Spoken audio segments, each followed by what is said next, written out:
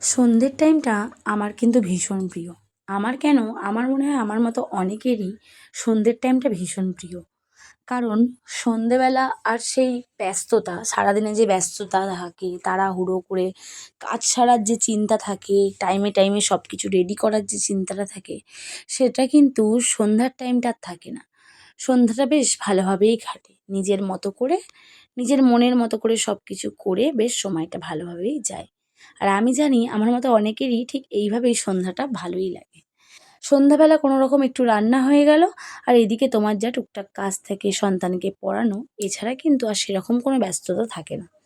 তাই আমার কাছে বরাবরই কিন্তু সন্ধ্যাটা ভীষণ প্রিয়। সন্ধ্যাবেলাটা এলেই যেন মনে হয় কি যেন একটা আলাদাই শান্তি। মনে হয় এই সময়টা শুধুমাত্র আমার নিজের। হ্যাঁ, তা বলে এই নয় যে কোনো কাজ নেই। কেন, ছেলেকে খাওয়ানো, তাকে পড়ানো, তাকে টাইম টাইমে সব কিছু করে দেওয়া, তারপরে বাড়ির মানে রাতের রান্না-ঠান্না করা সব কিছুই থাকে। কিন্তু তার মধ্যেও ওই যে বললাম ব্যস্ততা যেটা একদমই থাকে না। তার জন্যই কিন্তু আমার এত ভালো লাগে। ঘুম থেকে উঠেই দেখতে পেলে ফার্স্টেই কিন্তু আমি সন্ধ্যা দিয়ে নিলাম। তারপরে এদিকে বাবুর জন্য দুধটা রেডি করে দিচ্ছি, দিয়ে কিন্তু আমিও আমার জন্য গ্রিন টিটা করে নিয়েছি।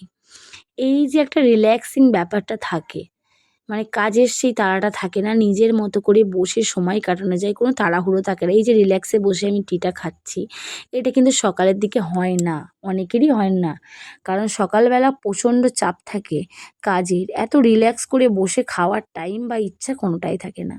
আর তার জন্যই কিন্তু বরাবর আমি সন্ধ্যের দিকটা চাটা খাই, সকাল দিকে আমি খাই না, মানে বিয়ের পর থেকেই খাওয়াটা বন্ধ করে দিয়েছি। তার জন্য সন্ধ্যের টাইমটা একটু নিজের মতো করে থাকি, একটু সময় কাটাই। ছেলেরা টিভি দেখছে, আমি একটু আমার ফোন নিয়ে হয়তো ঘাঁটি। তারপরে আমার যা সমস্ত কাজ থাকে রান্না-ঠান্না সব কিছু করে, যেটা মেন কাজ হচ্ছে ছেলেকে পড়াতে বসানো, সেটা করি।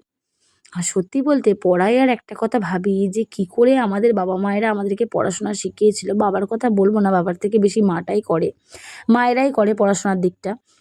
আর সত্যি বলতে এই ১ম থেকে লেখানো শেখানো থেকে, বলব না, তার আগেও পেন্সিল ধরানো থেকে শুরু করে সব কিছু শেখানো, একটার পর একটা ধাপ অনেকটা কঠিন, অনেকটা কষ্টকর। বড় হয়ে গেলে ওরা কিন্তু নিজেরাই নিজেদের মতো করে পড়তে পারবে।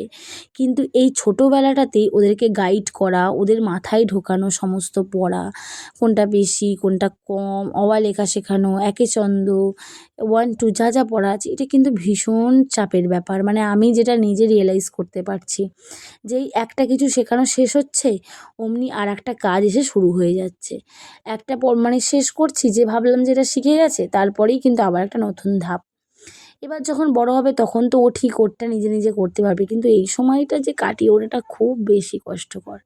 আর দেখো, ও না একদম দুধ খেতে পছন্দ করে না, কিন্তু এইভাবে ওর সাথে খাওয়ালেও কিন্তু মোটামুটি খেয়ে নেয়।